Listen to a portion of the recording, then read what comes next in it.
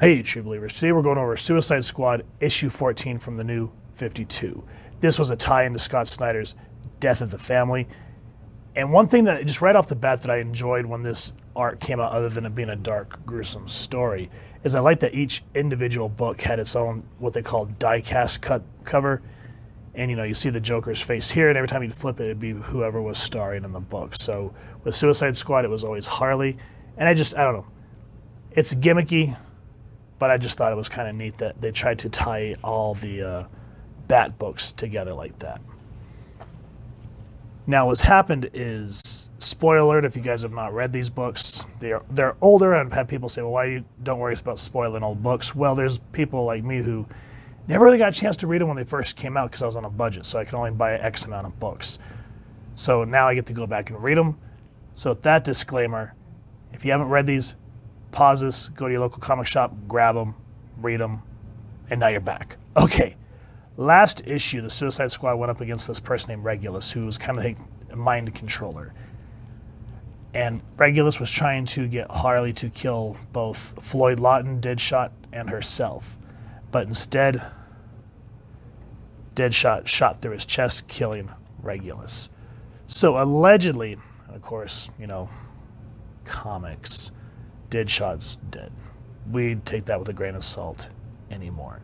And one thing that I will say about the Suicide Squad is, even though this shows Harley in mourning attire, at least she's not obnoxious like in her modern books now, where she's a parody of herself. Yeah, after Flashpoint she did get a little zany, but at least here you can still see a glimpse of what she used to be before she became a cartoon parody of herself.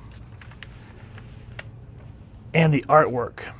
I love how you open up to the splash page of the cemetery, and you can just see how small of people attend Lawton's funeral. Now, before we dive into this, let's talk about who made Running with the Devil. This is Adam Glass writing. If that name sounds familiar, he was a showrunner, writer, I think around season 6 or so of Supernatural, and then he committed to writing Suicide Squad. And to me, during the New 52, under his writing, this was probably one of the better Suicide Squad runs that I've read in a long time. The artist is Fernando, I'm so sorry if I pronounced this wrong, Dagnino, I think. Matt Yaki, letter, JaredFletcher. Cover, oh, here's everyone. Ooh, Ken Lashley. I forgot that Ken Lashley did that. That's awesome. Here's everyone else working on the book. Now, I like how this is Boomerang and Waller. And Boomerang's just like a hero's burial for Deadshot. And I like how Waller always the straight to the point military burial, apparently. Once a Marine, always a Marine. Even if you're a dirtbag. So even in death, she's treating him like crap. She essentially tells Boomerang that she finds him killing himself. He still has a commitment to the squad, and by killing yourself is the coward's way out. So I like that even though a lot of the writers jumped into this Death of the Family tie-in, Glass still finds a way to work in the arc for, to finish up what he was writing before having to throw that aside to do an event. Like a lot of writers, they either have to hurry through what they're working on or they'll just throw it off to the side. I like here that Glass actually organically works it. So while everyone's talking, all of a sudden, there's rain. And Harley's like, green rain? Everyone's knocked out but me. Which can only mean one thing. And then you get the honey. And I just like this overhead shot where she's just kind of standing around all these knocked out people. And then we get the Joker.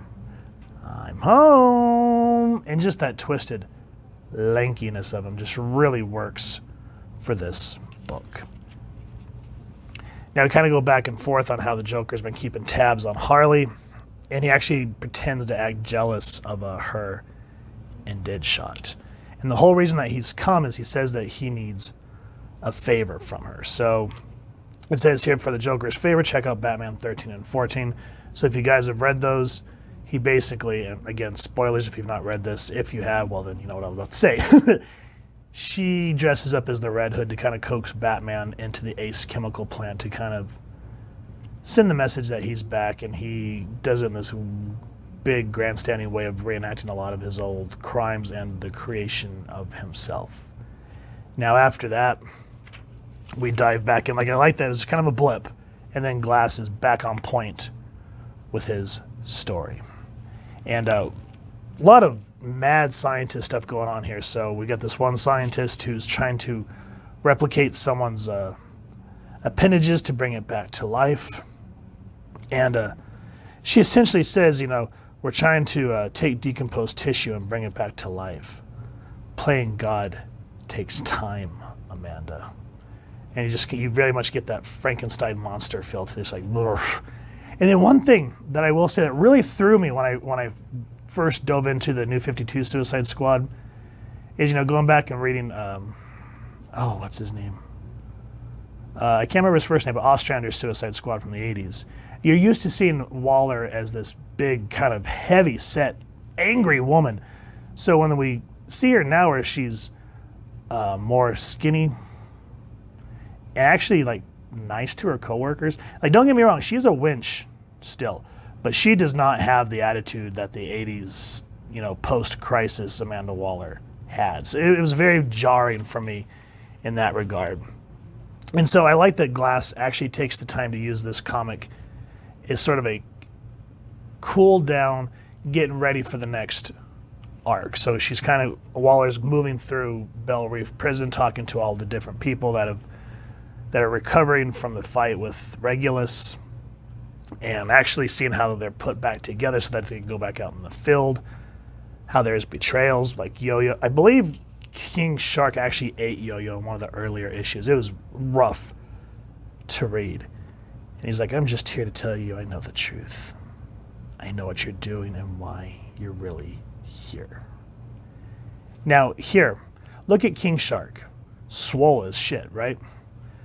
That's one thing about the Suicide Squad movie and the action figure I'm a little disappointed about is how they made Nanaue this big, kind of blubbery looking guy. I'm always used to seeing King Shark big and strong.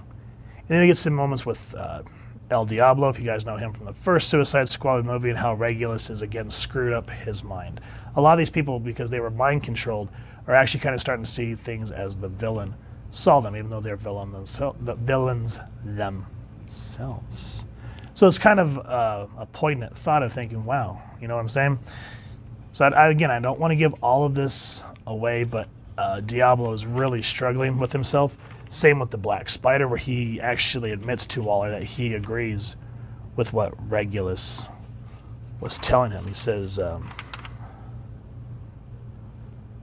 these are supers, too powerful. You and I both know that sooner or later, power corrupts. At first it comes slowly. They tell us that we need policing, monitoring, protection. Our laws will become theirs and will be made to follow. And those who will try to stop it will despair or die. But it'll be too late. We'll have already lost the battle. You know I'm right, Amanda, and only you can save us from them. And so that's kind of where that part of the book ends. And then we get back into Harley saying, Mr. J, I did your favor. I'm going to leave now. And the way that the Joker treats her here at the end, it's really hard to read. Again, the moments between her and Mr. J, they're dark and they're really hard to process just because of how gruesome the New 52 did tend to be. But nonetheless, good reading, was not bored, enjoyed everything that I read, and it actually makes me want to go back and get, like, I have the collected trades, but it makes me want to go back and get this whole run in singles because it was really entertaining, and not a lot of people talk about it. I feel like a lot of people slept on it and should have really given this more attention. So if you guys have enjoyed what you've seen, please first and foremost support your local comic shop and pick up a copy. If you've enjoyed this review, we really would appreciate if you take a moment to like, share, and subscribe. Helps the club channel more than you could possibly know. And if you wouldn't mind hitting that fancy little pudding bell next to subscribe, that way so we continue to upload content, so you guys will get notified. Come to the channel, and we love talking with you and hearing your thoughts and feedback down in the comments below, or our social media pages, which I'll make sure to leave the links down in the description. So with all that said, thank you so much for stopping by. Hope you all continue to have an absolutely amazing day reading, and happy hunting. true believers.